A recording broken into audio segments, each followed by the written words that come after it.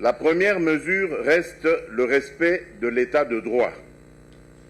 Le respect de la loi à tous les niveaux doit être notre guide.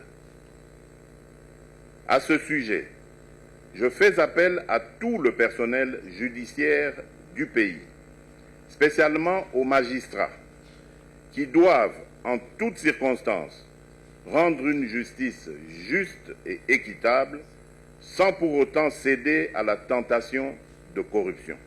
Des moyens adéquats et conséquents seront mis à la disposition de la justice pour lui permettre de bien faire son travail.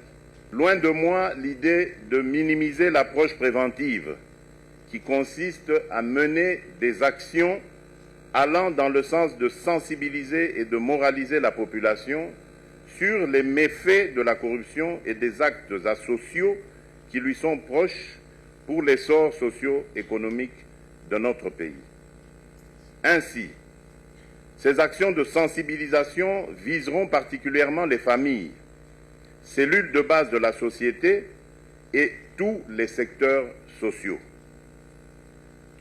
À cette double approche répressive et préventive doit s'ajouter le renforcement du cadre légal et institutionnel de lutte contre la corruption.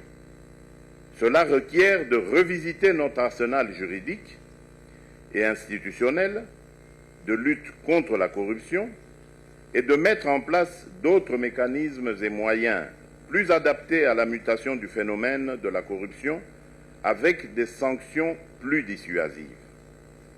J'insiste sur l'approche répressive pour lancer ainsi un message fort contre les intouchables corrupteurs et corrompus d'hier et d'aujourd'hui.